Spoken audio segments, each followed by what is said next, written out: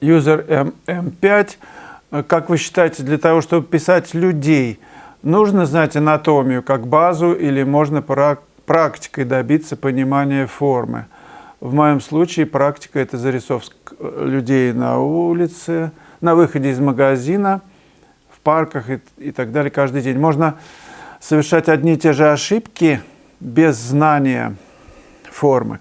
В общем, наброски – это всегда результат того, что вы умеете в длительных рисунках. Потому что в набросках вы там за несколько секунд фактически намеком показываете ход вещей, куда движется форма, как она устроена, намеком.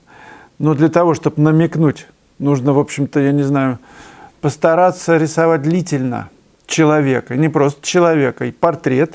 А чтобы портрет, значит, нужно что? Он тоже состоит из деталей. Нос, это пирамиду, глаза, как они устроены, да? Губы, ухо, шея, ну и понеслось дальше до самых мизинчиков ног. Поэтому, ну, в общем, форму надо изучать. Можно не очень хорошо знать анатомию, но лучше нацелиться на изучение анатомии. Но вот то, о чем я говорю, объем нужно писать, рисовать, да? Объем в пространстве. Вы не знаете, например, что какие тут мышцы, я не знаю, как они там называются. Но то, что это идет от, вот эта ближняя точка, это дальняя, и то, что это идет в сокращении, вот этот объем, и это потом сюда. И как эти все... Представим человека, состоящего из нескольких простых объемов, и они же сочленены вместе, соединены. И то вот голова раз нагнулась, значит, этот объем относительно этого, вот как он в пространстве находится, нужно же это нарисовать, пусть без знания там каких-то мышц и всяких там складок.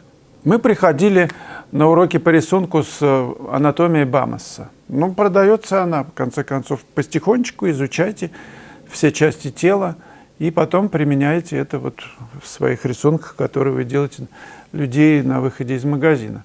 Это наука, ее нужно знать. Без рисунка живописи не получится. Ложка мимо рта пронесется. Я уже приводил этот пример. Не наешься. Мимо все. Мазок должен класться в нужное место по форме. Поэтому я вас нацеливаю на изучение. Это наука. Елена Тургенева пробовала писать на тянущем грунте и столкнулась с проблемой, что там, где краска лежит тонко, поверхность матовая, а там, где гуще, блестящий. Значит, он недостаточно тянущий. Особенно сильно бросается в глаза, где прошлась мастихином. В итоге краска смотрится немного плешивой. С некоторых точек, когда свет под углом падает, что делать в таких случаях? Может, потом лаком покрыть все? Да, конечно, подождите какое-то время. Полгода, говорят реставраторы. И покройте матовым лаком. Вот в Академии Петербургской там делают разной степени тянучести грунт. Низко тянущий, средне тянущий, сильно тянущий. Я так понимаю, количество мела и клея варьируется. Так что, ну, я просто покупаю Dulux краску, там, видимо, много мела. И одного слоя прокрытия достаточно, чтобы она хорошо тянула. Но в следующий раз попробуйте другой грунт, просто экспериментируйте с грунтами на маленьких каких-то, я не знаю, нашлепки понаделайте, посмотрите, как он себя ведет. RAM 8966. Каждый раз, когда слышу в ваших роликах про настройку видения, начинаю гордиться собой, потому что чувствую, как настройка моего видения уже происходит. Вот это для меня большой подарок. Мне, ну, если это от меня зависит, а может и не от меня, мне в этом очень помогает насмотренность.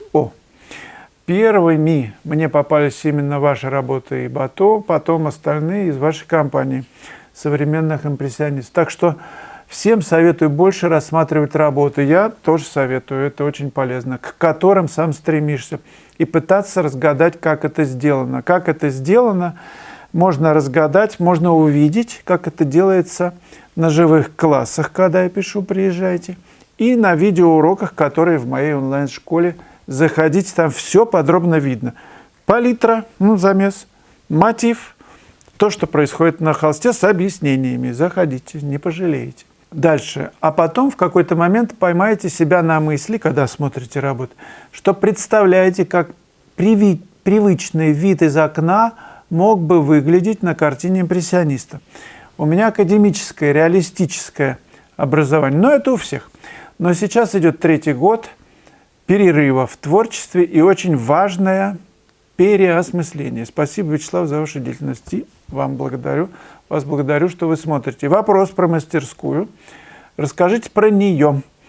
Что больше всего нравится, что хотелось бы изменить, какая она идеальная мастерская в собственном доме. В собственном это когда все-таки лучше пристройка, отдельный домик такой. Фундамент у меня есть, я буду его строить, потому что, чтобы вообще никто никогда не мешал. В любое время у меня домик двухэтажный, но тем не менее все равно лучше, когда это отдельно, потому что ты можешь приглашать образы писать, модели разные, чтобы никто, я не мешал и мне не мешали. В идеале я, может быть, так и сделаю, скорее всего, наверняка. Я построю, чтобы было, в пристройке, новый такой домик, участок у меня, небольшой у меня 6 соток, но тем не менее есть фундамент 8×8.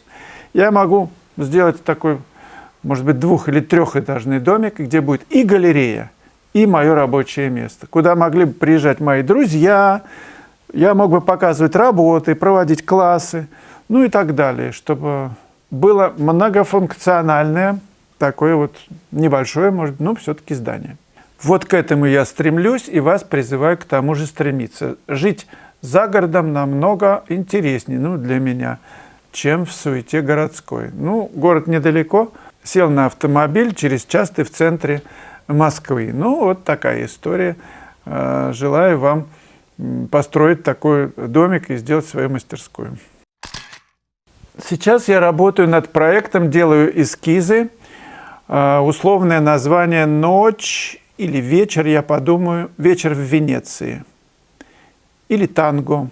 Но, скорее всего, поскольку будет на заднем плане все-таки Венеция, я там бывал, мне в этой работе хочется выразить страсть, мужское и женское начало, их разницу и их гармонию в этой разнице.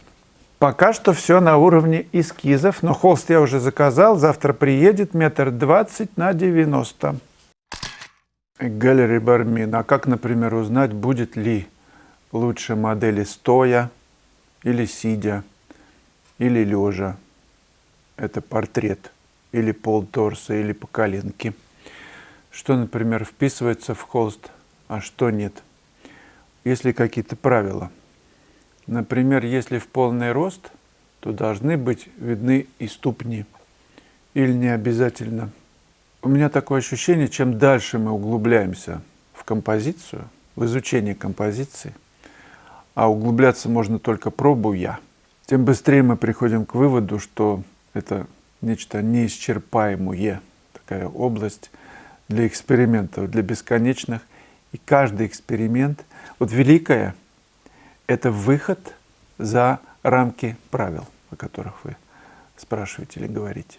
Я призываю больше фотографировать. Фотографировать – это значит, причем фотоаппарат, чтобы был с объективом, который зумируется. Зумируется – это значит, увеличивается кадр, уменьшается. То есть вы зумом ближе, дальше по-разному кадрируете пространство. Фотографируйте фрагменты, какие-то детали, по городу просто походите, людей.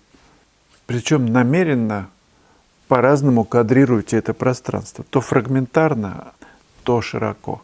То включите ступни, то по коленке, то голова, то руки.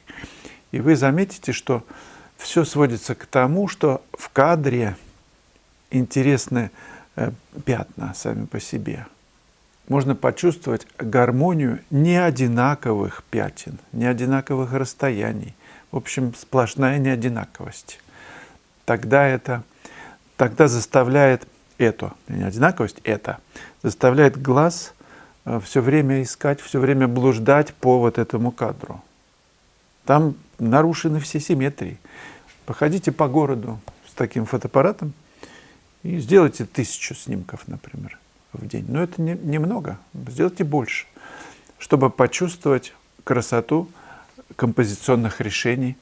Причем один и тот же объект чуть-чуть с разных ракурсов. Не чуть-чуть, а с разных ракурсов снимаете, с разной крупности. И вы придете к тому, что эти вопросы исчезнут. Ну, такие, что вписывается, что не вписывается в холст, какие там правила. Правила не одинаковость. Единственное правило, которое мне очень близко. Но посмотрите на человека, как он композиционно устроен. Просто проанализируйте волосы, лоб, просто форма. Какие-то тут глаза, веки, щеки, нос, уши там, и так далее, и так далее. Это все не одинаково. По объемам, ну, по всему. Человеческое тело – подсказка к тому, чтобы эту неодинаковость использовать в композиции. Удачи!